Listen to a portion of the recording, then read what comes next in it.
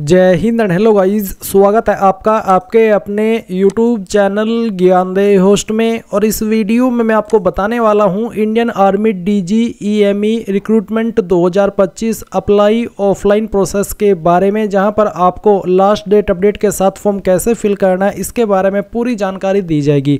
Guys आपको इस video को पूरा देखना है। अगर आपने बीच में अधूरी छोड़ दिया तो आपको समझ में नहीं आएगा कि फॉर्म के अंदर आप जानकारी कैसे भरेंगे और कैसे आपको भेजना है, किस माध्यम से भेजना है। तो आपको वीडियो को पूरा देखना है। चलिए शुरू करते हैं। अगर आपने अभी तक वीडियो को लाइक शेयर नहीं किया हो तो कर दे और चैनल को सब्सक्राइब करके बेल आइकन ऑन कर ले। फिर जो लिंक मैंने आपको इस वीडियो को डिस्क्रिप्शन में दिया है आपको ओपन करना अनिवार्य है। जब आप इसको ओपन करेंगे तो आपको जानने को मिलेगा कि ये भर्ती टोटल 194 पोस्ट पर निकाली है। इसमें आपकी ये जो 194 वैकेंसी है इनको ग्रुप सी की कैटेगरी के अंदर रखा गया है। 10वीं पास कैंडिडेट अप्लाई कर पाएंगे।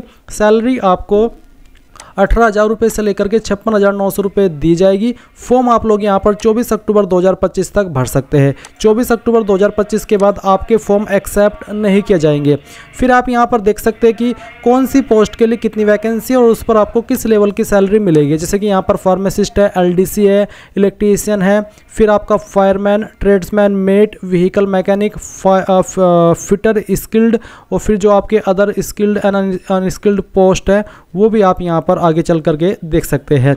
किस पोस्ट पर अप्लाई करने के लिए क्या क्वालिफिकेशन चाहिए एग्जैक्टली वो आप यहाँ पर पोस्ट वाइज देख सकते हैं।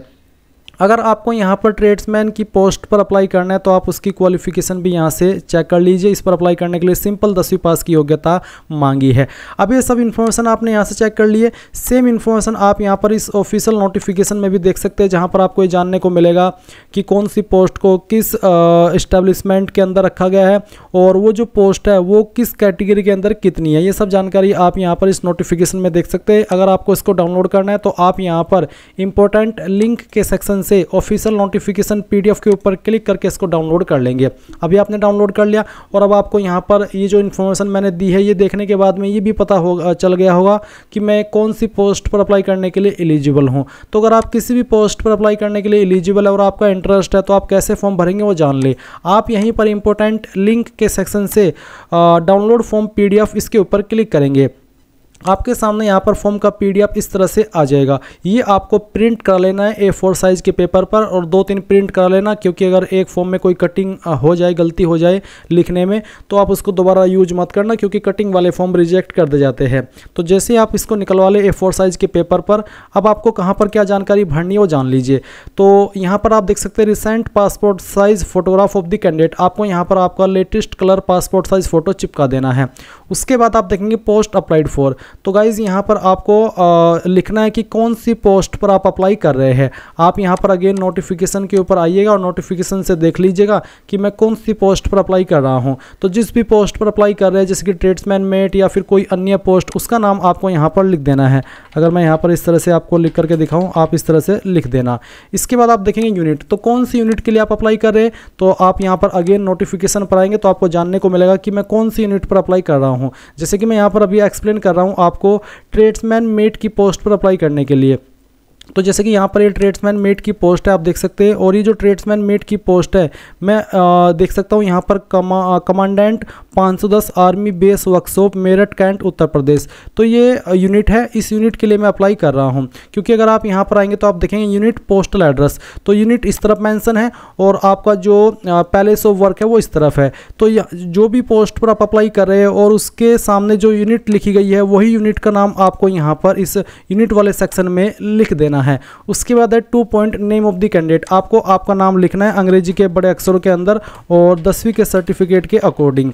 इसके बाद आप देखेंगे फादर हस्बैंड नेम। अगर आपकी शादी हो चुकी है तो आप आपके पिता का नाम पति का नाम देंगे, नहीं तो आप आपके पिता का नाम एंटर कर देंगे। उसके बाद आप आपकी मदर का नेम डालेंगे। फिर आएगी डेट ऑफ बर्थ। तो जो भी आपकी डेट ऑफ बर्थ है वो आप यहाँ पर इस तरह से लिख देना, जैसे कि मैं आपको यहाँ पर लिख करके दिखा रहा हूँ।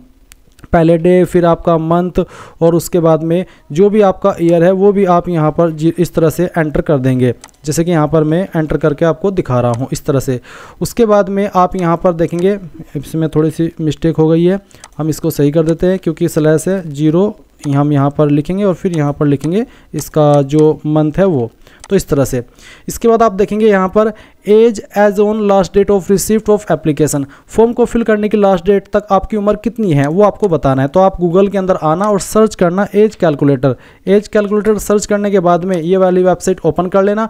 उसके बाद में जो आपकी डेट ऑफ बर्थ है वो आप यहाँ पर भरेंगे, जैसे कि पहले मंथ और फिर आपका जो डे है वो, और उसके बाद में जो भी आपका ईयर है वो आपको यहाँ पर भरना है। उसके बाद आपकी जो फॉर्म भरने की लास्ट डेट है वो है 24 अक्टूबर 2025। तो यहाँ पर आपको इसमें अक्टूबर करना है, यहाँ फिर आपको 21 की जगह इसमें जो भी आपका है 24 और ये फिर आप कैलकुलेट के ऊपर क्लिक करेंगे। तो उसके बाद में जो आपकी उम्र निकल के आएगी, जैसे कि यहाँ पर 20 ईयर 5 महीने 22 दिन इस तरह से आया है मेरे सामने। आपके सामने जो भी आएगा वो आपको यहाँ पर ईयर के सामने ईयर लिखना है और मंथ के सामने आपको मंथ लिखना है और डे के सामने आपको यहाँ पर डे लिख देना है इस तरह से।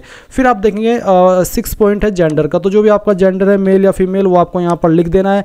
नेशनलिटी में आप यहाँ पर INDI इंडियन लिख देंगे और उसके बाद में आप देखेंगे रिलीजन, तो जो भी आपका रिलीजन है वो भी आपको यहाँ पर लिख देना है, जैसे कि हिंदू, मुस्लिम, सिख, ईसाई, जैन, बौद्ध जो भी है वो आप लिख दीजिएगा। 9 पॉइंट है कोरस्पोंडेंस एड्रेस यानी कि प्रेजेंट एड्रेस का। तो जो भी आपका प्रेजेंट एड्रेस है वो आप यहाँ पर भर देंगे इन 3 लाइन के अंदर और फिर पिन के अंदर जो आपका पिन है वो आपको यहाँ पर एंटर कर देना है। उसके बाद में जो आपकी स्टेट है वो स्टेट आप यहाँ पर डाल देंगे, चाहे तो पूरा नाम डाल दीजिएगा या फिर आप शॉर्ट फॉर्म में भी लिख सकते हैं। उसके बाद कॉन्टैक्ट नंबर या मोबाइल नंबर, फिर अपनी ईमेल आईडी, फिर 10 पॉइंट है परमानेंट होम एड्रेस। अगर आपका प्रेजेंट एड्रेस और परमानेंट एड्रेस सेम है तो जो एड्रेस आपने 9 पॉइंट में भरा है वही आप 10 पॉइंट में भर देना। अगर अलग अलग है तो अलग अलग से भर देना। फिर है कि कैटेगरी, तो जो भी आपकी कास्ट कैटेगरी है जैसे कि general, SC ST OBC WS या फिर एक्स सर्विसमैन, तो जो भी है वो आप यहाँ पर लिख दीजिएगा। साथ ही आपको बोला है कि please enclose photocopy of relevant certificate, यानी कि इस जो भी आपकी कास्ट कैटेगरी सर्टिफिकेट है उसकी फोटोकॉपी आपको इस फॉर्म के साथ अटैच करनी होगी। फिर 12 पॉइंट है कि क्या विकलांग है, अगर है तो आपको यहाँ पर बताना होगा कि आपकी विकलांग वाली कैटेगरी कौन सी है और आपकी विकलांगता कितनी है, 40% या उससे ज़्यादा। फिर 13 पॉइंट है लेंथ ऑफ, अगर आप पहले से जॉब करते हैं तो आपको यहाँ पर ये 13 पॉइंट भरना है। एक्स सर्विसमैन के लिए ये है, नॉर्मल कैंडिडेट के लिए नहीं है और आप इसको खाली छोड़ दीजिएगा अगर आप फ्रेशर है। फिर 14 पॉइंट है डिटेल्स ऑफ एज रिलैक्सेशन, अगर आपको छूट चाहिए एज के अंदर जो कि SC ST कैंडिडेट को 5 साल की मिलती है और OBC को 3 साल की, और अगर आप SC ST है और OBC है और आप ओवर एज हो चुके हैं तभी आप यहाँ पर बताइए कि कौन सी कैटेगरी के तहत आपको छूट चाहिए। अगर आप SC ST है, OBC है और आप ओवर एज नहीं हुए हैं तो आप यहाँ पर 14 पॉइंट खाली छोड़ देना।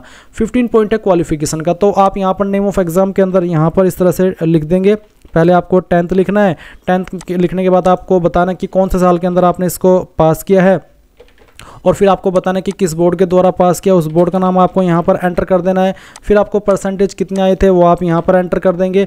ग्रेड या फिर डिवीज़न आपकी क्या थी वो आप यहाँ पर लिख देंगे। फिर सेम वे में अगर आपने 12वीं भी की है या फिर आप ऐसी पोस्ट पर अप्लाई कर रहे हैं जिस पर 12वीं की क्वालिफिकेशन मांगी है तो आप सेम वे में यहाँ पर आपकी 12वीं की जानकारी भरेंगे। पहले आपका एग्जाम का नेम, फिर पासिंग ईयर और उसके बाद में आपका बोर्ड का नाम कि किस बोर्ड के द्वारा आपने पास की है, फिर आपकी परसेंटेज कितनी थी और आपकी डिवीज़न या फिर ग्रेड क्या थी वो आपको यहाँ पर लिख देना है।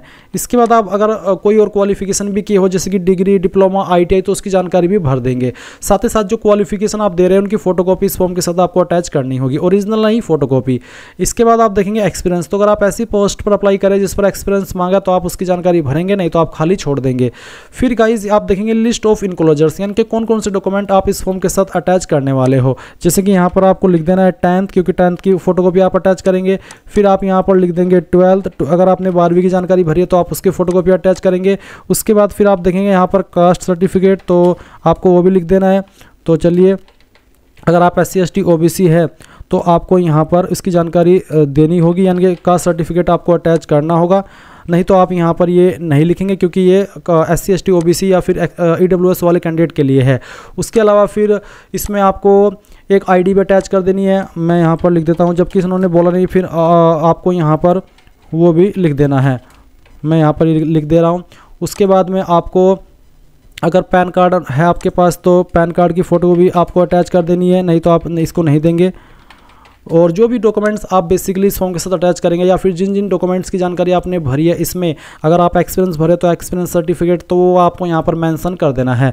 इसके साथ आप 17 पॉइंट देखेंगे, आधार कार्ड का नंबर, फिर पैन कार्ड नंबर, फिर ड्राइविंग लाइसेंस नंबर और पासपोर्ट नंबर।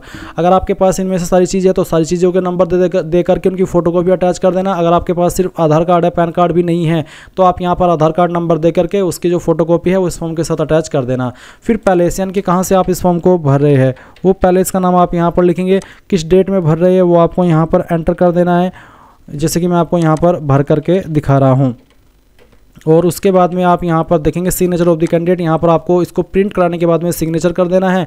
फिर आपको बोला है 1 सेल्फ अटेस्टेड एनवलप, आपको एक अलग से सेल्फ अटेस्टेड एनवलप इसमें भेजना होगा। उसके ऊपर आपको 5 रुपये का स्टाम्प लगाना होगा। साथ ही self attested photocopies of certificate, आपने यहाँ पर इस फॉर्म के साथ जो डॉक्यूमेंट्स अटैच किए जैसे कि 10वीं 12वीं का सर्टिफिकेट, कास्ट सर्टिफिकेट, आधार कार्ड की कॉपी, पैन कार्ड है तो पैन कार्ड की, आधार कार्ड है तो आधार कार्ड की, उस सभी को मिला करके कितनी कॉपी होती है वो आपको यहाँ पर एंटर कर देना है। 5 होती है, 6 होती है, ये इसलिए लिया जाता है ताकि जब आपका फॉर्म उनके पास पहुंचे तो अगर उनमें से कोई डॉक्यूमेंट मिसिंग हो जाए तो वो देखेंगे कि यार यहाँ पर तो आपने इतने सीट लिखी हैं बट हमारे पास कम ही पहुंची है, तो फिर आपकी गलती नहीं निकलती है।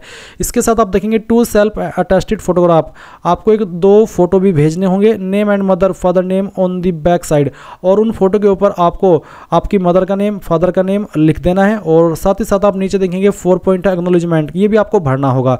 इसमें है पोस्ट अप्लाइड फॉर, किस पोस्ट के ऊपर आपने अप्लाई किया उस पोस्ट का नाम अगेन यहाँ पर लिखेंगे, यूनिट का नाम लिखेंगे, आपका नाम लिखेंगे, 3 पॉइंट में डेट ऑफ बर्थ लिखेंगे, 4 पॉइंट में जेंडर लिखेंगे, 5th पॉइंट में, 6 पॉइंट में मदर नेम, 7 पॉइंट में फादर नेम या हस्बैंड नेम, 8 पॉइंट में आपकी कैटेगरी अप्लाइड फॉर, कौन सी कैटेगरी के लिए आपने अप्लाई किया है, SC ST OBC या फिर जनरल, वो आपको लिखना होगा। 9 पॉइंट में आपका एड्रेस, और ये जो फॉर ऑफिस यूज ओनली आपको खाली छोड़ देना है। फिर यहाँ पर आपको डेट लिख देनी है और यहाँ पर आपको आपका जो फोटोग्राफ है वो भी चिपका देना है।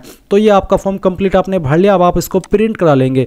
प्रिंट कराने के बाद में आपको इसको कैसे भेजना है, कहाँ पर भेजना है वो आप जान लीजिए। आपको इसको भेजना होगा ऑर्डिनरी पोस्ट यानी कि साधारण पोस्ट के माध्यम से, और आपको लिफाफे के ऊपर लिखना होगा application for the post of, जिस पोस्ट पर आपने अप्लाई किया है उस पोस्ट का नाम, और आपको भेजना किस एड्रेस के ऊपर है वो भी आप देख लीजिए। तो जब आपने इस फॉर्म के अंदर इस्टेब्लिशमेंट या फिर यूनिट का एड्रेस भरा था वही एड्रेस आपका वो रहेगा जहां पर आपको भेजना है। जैसे कि मैंने अभी आपको बताया कि मैंने अप्लाई किया है, इस वीडियो के अंदर आपको ट्रेड्समैन मेट की पोस्ट पर अप्लाई करके दिखाया है। तो यहाँ पर ट्रेड्समैन मेट की जो पोस्ट है वह है कमांडेंट 510 आर्मी। तो इसका मतलब है कि ये वाला एड्रेस है जिसके ऊपर आपको अपना फॉर्म भेजना है। तो ये जो एड्रेस यहाँ पर आप यूनिट के अंदर भरे हो उसी यूनिट के ऊपर आपको आपका जो फॉर्म है वो भेजना होगा। तो गाइज मैंने आपको पूरी जानकारी दे दी। आई होप आपको सब कुछ क्लियर हो गया होगा। ये थी पूरी जानकारी। Thanks for watching. जय हिंद।